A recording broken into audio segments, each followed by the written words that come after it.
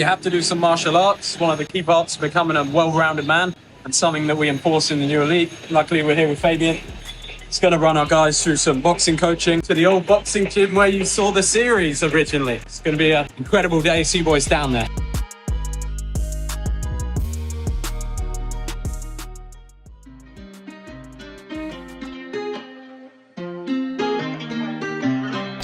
Welcome and a very nice good morning from Bangkok. And today I want to talk about the following topic. What's the benefits of martial arts? Most people think it's just used to beat somebody up. No, there are so many more benefits. 5 of them are very nice put here. Cardiovascular conditioning, leg strength, core stability, hip mobility, stress reliever. But besides all the health, it's really about here. Your limit is yourself. So if you crush your limit in martial arts, you will crush this limit in every other area of the life. That's so important. So let's fucking go. We will start this session now.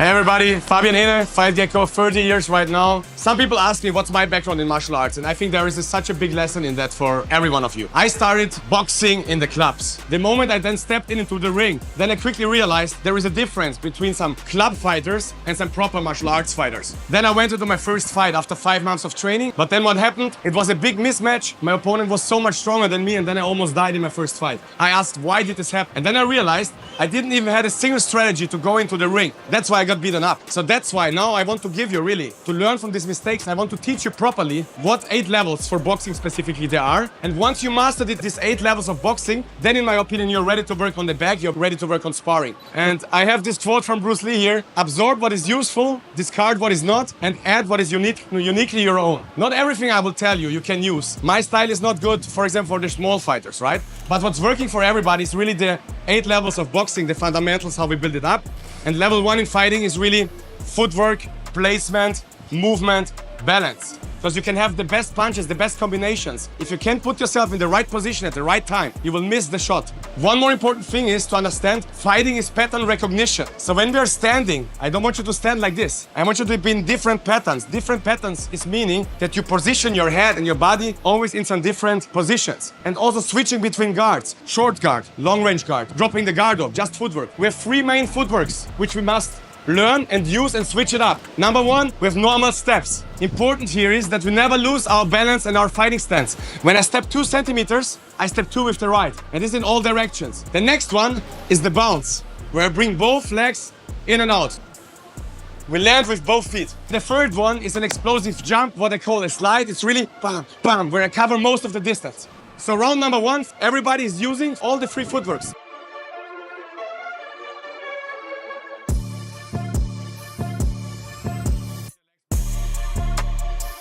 The next step we must learn are single punches. Single punches are we use 1 punch with 1 step. For example, with the jab, I jab and I reposition. Then also I can walk with the cross. Bam, bam. What's important? If you see here, my leg is here and my leg is here. I don't land like this. I also don't do this and stay like this. I reposition myself in the same stance from before. Step, reposition. Next thing, I don't walk over my heel. Most people, because we are used from normal walking. We're standing upright and we're walking like this. This is nothing for martial arts. We stay low and we land on the ball of the foot.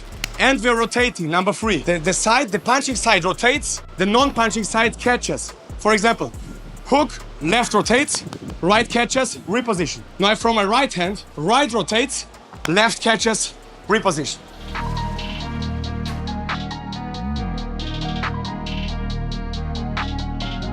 I get asked the question very often, how do you deal with the mental stress before the fight, or what do you say to your students before you walk into the ring? And what I'm always saying, how many hands does your opponent have? 2. How many punches can be thrown in boxing? 6. 2 straights, 2 hooks, 2 uppercuts. Then I say, have you prepared the counter for every single punch? They say yes. So what are you afraid of? Makes sense? And that's the level 3, passive defense. Now we learn how to defend passively. So lesson number 1, never crisscross the defense. You should parry with that hand. Boom, and now up. Yeah, and then you can still defend or you still have your hand. Yeah. Okay? When we do the parry, you parry my left with your right. Yeah. You parry my right with your left. If you do this right, hop, you can still block. Or we can what do? Yes. Okay? The big guys like me, I don't want to slip on the inside. I'm long, you come, I just parry, use my footwork. And then I counter you with my long punches. The small guys must go in. If we are fighting, you should slip my straight. Then you boom, exactly like this. Parry is small and short. When I say parry, many beginners do this. Too far. I must be short in case still the hook comes. Very short and explosive. The same is the defense. I'm exploding my hip. I'm just moving my hip, getting my head off the center line, having my hands high, eyes on the opponent, and moving as quick as possible back. Slip, slip. Level 4 was connected punches, means same technique, 4 straights, 4 hooks, 4 uppercuts. Level 5 is combinations. What are the 3 ingredients of a good combination? What I'm telling about, Jack, can you come here? The first one, amateurs are always going to the head.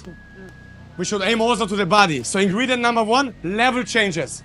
A good combination has level changes in it. The next thing is rhythm changes. A beginner throws 1, 2, 1, 2, 1, 2. A pro throws 1, 2, 3, 1, 2, 1, 1, 1, 2. Ingredient number 3, angle changes. So now I'm changing the levels, the rhythms, and the angles. Okay, that makes a good combination.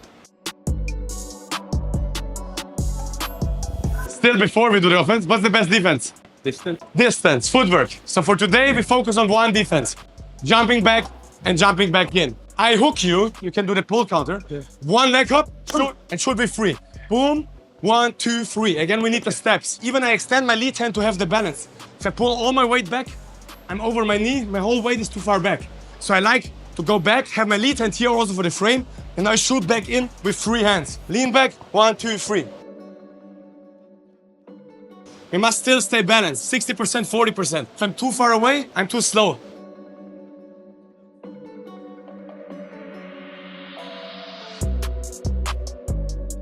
What separates a good fighter from a very good fighter is that they create openings without punching, with feints. A feint basically is 20% of the attack.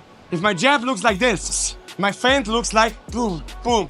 I bring the same movement in, but I don't extend my hand. I don't give him too much information, but I download the information of the opponent. What is he doing? How is he reacting to my jab? My straight looks like this. So now my feint looks like, if he's not reacting, he doesn't catch your feint. Starting more outside also. And then I jab again. And then I also can go feint. So what's the goal with all of that?